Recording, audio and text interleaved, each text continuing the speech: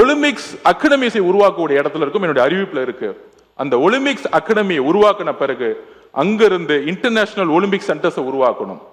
இங்க இருந்து இன்டர்நேஷனல் பிளேயர்ஸா இருக்கவங்களுக்கு 30 லட்சம் 20 லட்சம் கொடுக்கிறோம். அதாவது ஒரு ஸ்போர்ட்ஸ்ல ஒண்ணு சொல்லுவோம், வெற்றி பிறகு மெடல் கொடுக்கும் பொழுது காசு கொடுக்கிறது பெரிய விஷயம் அல்ல, அவங்களை அங்கீகரிக்கிறது பெரிய விஷயம் இல்ல.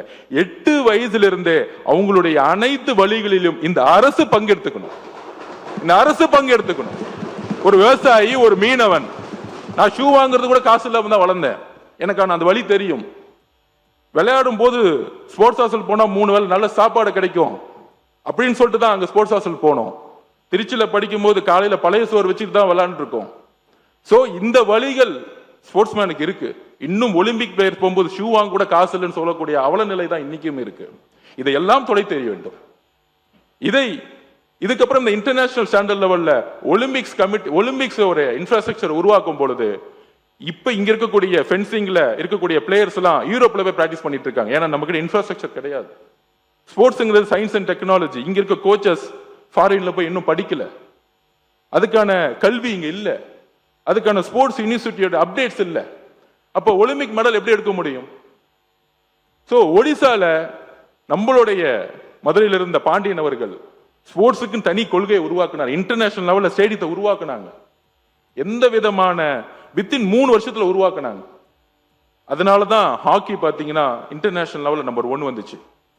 ஹாக்கி வெற்றிக்கு முக்கியமான காரணம் ஒடிசா கவர்மெண்ட். ஒடிசா தான் 6 வருஷம் வந்து இன்வெஸ்ட் பண்ணாங்க அந்த ஹாக்கி டீமுக்கு. 200 கோடி ரூபாய் 300 கோடி ரூபாய் இன்வெஸ்ட் பண்ணாங்க. அப்படி இன்வெஸ்ட் பண்ணும் பொழுது மலைவாழ் மக்கள் இருந்து வந்த பெண்களும் சரி ஆண்களும் சரி மிகப்பெரிய வெற்றி இந்தியாவுக்கு உருவாக்கி கொடுத்தாங்க. இங்கேயும் இருக்காங்க, கள்ளக்குறிச்சியில், திருவண்ணாமலையில், விழுப்புரத்துல, நாகப்பட்டினம், திருநெல்வேலி, தஞ்சாவூர், ஒவ்வொரு மாவட்டத்திலையும் விளையாட்டு வீரர்கள் எல்லா விதத்திலையும் உடல்லையும் சரி மன அளவிலும் சரி வலிமையானவங்களா இருக்காங்க. ஒரு ஸ்விம்மிங் அகாடமிய நாகப்பட்டினத்திலையும் தூத்துக்குடியும் உருவாக்கினா நம்மளால் நம்பர் 1 ஒலிம்பிக்ல மெடல் எடுக்க முடியும். ஒரு மீனவருடைய மாணவனும் மாணவியும் 3 வயசுல அவங்க அப்பா தூக்கி கடல் தூக்கி போட்டுருவாங்க. ஆனா நமக்கான ஸ்விம்மிங் அகாடமி தஞ்சாவூர், தூத்துக்குடியில இல்ல, நாகப்பட்டினத்திலும் இல்ல, வேற ஊர்ல இருக்கு.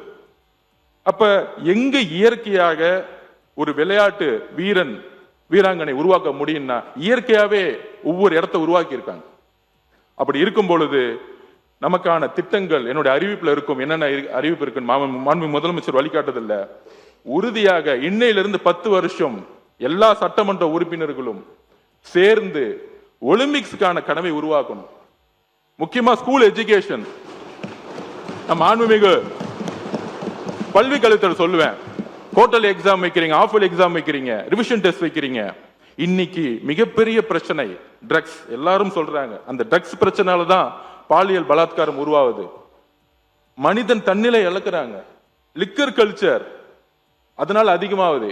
ஏன்னா நம்மளுடைய கல்வி அமைப்பு கிட்டத்தட்ட நம்ம இந்நேரம் இங்க உட்கார்ந்துருக்கோம், காலையில 9 மணில இருந்து 5 மணி வரைக்கும் நம்மளால உட்கார முடியல. இதே மாதிரிதான் நம்மளுடைய குழந்தைகள் காலையில 9:30 மணில இருந்து 6 4 மணி 5 மணி உட்கார்ந்துட்டே இருக்காங்க ஒரு ரூம்ல. நமக்கு இங்க ஒரு நாள் உட்காரும்போது நமக்கான வழி இருக்கே, இதுதான் நம்ம குழந்தைங்களுக்கான ப்ராப்ளமும். அப்ப அவங்களுக்கு ஒரு நாளைக்கு 1 மணி நேரம் விளையாடக்கூடிய சுதந்திரத்தை கொடுக்கணும். அதுக்கான கல்வி அமைப்பை உருவாக்கணும். இதுதான் யூரோப் எஜுகேஷன்லயும் சிங்கப்பூர்லயும் அமெரிக்காலையும் கொடுத்திருக்காங்க. அதனாலதான் அங்க பாத்தீங்கன்னா ஒலிம்பிக்ல நம்பர் 1 வராங்க, யூரோப் நம்பர் 1 வராங்க ஃபுட்பால்ல. இதே பொருளாதாரம் இங்க இருக்கு. உசைன் போல்ட் 9.59 செகண்ட்ஸ் ஓடுனா 1000 கோடி ரூபாய் சம்பாதிக்கிறார். அந்த வலிமை விளையாட்டுத்துறையில இருக்கு. ஆனா நமக்கான குறிக்கோள் இன்னும் வைக்கல. அப்ப எஜுகேஷன் டிபார்ட்மெண்ட்ல மாண்பு முதலமைச்சர் கிட்ட நாங்க ரிக்வெஸ்ட் வச்சிருக்கோம், எஜுகேஷன் மினிஸ்டர் சொல்றோம், 1 மணி நேரம் குறைஞ்சபட்சம் விளையாட்டு ஒவ்வொரு கிளாஸ்லயும் 10 நிமிஷம் கம்மி பண்ணிக்குவாங்க. தன்னுடைய ஒவ்வொரு ஸ்டூடெண்டும் தன்னுடைய உடலையும் தன்னுடைய மனதையும் தயார்படுத்துறதுக்கு குழந்தைகள் ஒரு டீம் கேம் இல்ல, அதனால போன்ல இருக்காங்க. நம்ம ஸ்கூல்ல கத்து கொடுக்கணும் ஒரு உடல் எப்படி பாத்துக்கணும், ஒரு பெண்ணுக்கு உடல் எப்படி பாத்துக்கணும், 10 பேர் கூட சேர்ந்து விளையாடு, ஓடு. ஆண் மட்டும்தான் உடல் வலு கிடையாது. பாருங்க எங்க கிரவுண்ட்ல ஒரு வெயிட் லிப்டர் பெண்ணை பாத்தீங்கன்னா பயந்துருவீங்க, அவ்வளவு ஸ்ட்ராங்கா இருப்பாங்க. உருவாக்க முடியும், நம்ம நினைச்சா உருவாக்க முடியும், ஒரு பெண்ணை உருவாக்க முடியும். தேனி மாவட்டத்திலிருந்து மித்த சவுத்துல பாத்தீங்கன்னா பெண்கள் இன்னும் வீட்டு விட்டு வெளியே வரல. ஷார்ட்ஸ் போட்டு வந்தா நீ எல்லாம் ஷார்ட்ஸ் போட்டு போறியா அப்படின்னு குழந்தைங்களை கேட்கக்கூடிய சமூகம் இன்னைக்கு இருக்கு. அப்ப சட்டமன்ற உறுப்பினர்கள் எல்லோரும் சேர்ந்து மாதம் ஒரு முறை உங்களுடைய தொகுதியில் ஒரு விளையாட்டு போட்டிகளை தயவு செய்து உருவாக்குங்கள். நீங்கள் பங்கெடுத்துக்குங்கள். நீங்க கடுமையா அதுக்காக நம்ம நிப்போம். ஸ்போர்ட்ஸுக்காக நம்ம நிப்போம். எல்லோரும் சேர்ந்து ஸ்போர்ட்ஸை உருவாக்குவோம். கூடி சீக்கிரத்துல ஐஏஎஸ், ஐபிஎஸ், எம்எல்ஏக்கள், ஜட்ஜஸ் எல்லாரும் சேர்ந்து ஒரு விளையாட்டு போட்டிகள் முதலமைச்சர் நடத்த சொல்லியிருக்கார். எல்லோரும் சேர்ந்து விளையாடக்கூடிய ஒரு விளையாட்டு போட்டிகளை உருவாக்க சொல்லிக்கிறோம். நம்மளாம் அரசியல் ரீதியா நம்ம சண்டை போடலாம், திமுக, அதிமுக, பிஜேபி, கம்யூனிஸ்ட். ஆனால் விளையாட்டுன்னு வரும்போது எல்லோரும் ஒன்றிணைணும். இந்த மாநிலத்துக்காக ஒன்றிணைணும். அண்ணனுக்கு செஸ் கேம் இருக்கு. அண்ணனுக்கு செஸ் கேம். முன்னாள் முதலமைச்சர் புரட்சித் தலைவர் எம்ஜிஆர் காலத்தில் எம்எல்ஏகளுக்கு இடையான அனைத்து விளையாட்டு போட்டியும் அவர் நடத்தியிருக்கிறார். 3 நாட்கள் தொடர்ந்து நடக்கும். திருப்பி நம்ம எல்லா விளையாட்டுக்கும் நடத்துவார். அப்படிப்பட்ட மாண்பு முதலமைச்சர் கவனத்துக்கு கொண்டு வந்து அந்த போட்டியை கூட உங்களுடைய ஆலோசனை ஏற்று நடத்தலாம். அண்ணனுக்காக செஸ் ப்ரோக்ராமும் இருக்கு. சோ இப்படி ஒரு அரசியல் அப்பாற்பட்டு விளையாட்டுத்துறை எல்லோரும் அரசியலுக்கு அப்பாற்பட்டு உருவாக்க வேண்டும். தமிழ்நாட்டிலிருந்து ஒரு ஒலிம்பிக் மெடலை உருவாக்க வேண்டும். என்னுடைய அறிவிப்புகள் ஸ்போர்ட்ஸ்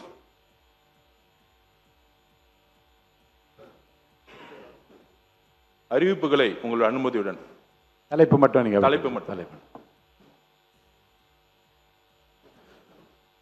2036 ஒலிம்பிக் போட்டிகளை இலக்காக கொண்டு 8 முதல் 18 வயதுக்குட்பட்ட விளையாட்டில் திறமையான இளம் மாணவ மாணவரை அடையாளம் கண்டு எதிர்கால ஒலிம்பிக் சாம்பியன்களாக உருவாக்க SDT திறன் கண்டறிதல் பிரிவு, SDT talent research wing, TRW ரூபாய் 5 கோடி மதிப்பீட்டில் ஏற்படுத்தப்படும். நம்பர் 2, தமிழ்நாட்டில் தற்போது 27 மாவட்டங்களில் மாணவர்களுக்கான 25 விளையாட்டு விடுதிகளும் மாணவியருக்கான 19 விளையாட்டு விடுதிகளும் என மொத்தம் 44 விளையாட்டு விடுதிகள் உள்ளன. அனைத்து மாவட்டங்களிலும் மாணவ மாணவியர்களுக்கான புதிய விளையாட்டு விடுதிகள் ஏற்படுத்தப்படும். மேலும் அனைத்து விளையாட்டு விடுதிகளும் மாற்றுத்திறனாளி விளையாட்டு வீரர் வீராங்கனைகள் தங்கி பயிற்சி பெறுவதற்கு தேவையான சிறப்பு வசதிகள் ஏற்படுத்தப்படும். 38 டிஸ்ட்ரிக்டும் நம்ம விளையாட்டு விடுதிகளை ஓபன் செய்ய போறோம். 3, தமிழ்நாடு விளையாட்டு மேம்பாட்டு ஆணையத்தின் கட்டுப்பாட்டின் கீழ் இயங்கி வரும் அனைத்து விளையாட்டு விடுதிகளும் நவீனமயமாக்கப்பட்டு குளிர்சாதன வசதிகள் ரூபாய் 15 கோடி மதிப்பீட்டில் ஏற்படுத்தப்படும். இந்த 38 ஸ்போர்ட்ஸ் ஹாஸ்டல்லையும் குளிர்சாதன வசதி, ஏசி அனைத்து விளையாட்டு வீரர்களுக்கும் ஏற்படுத்தி கொடுக்கப்படும்.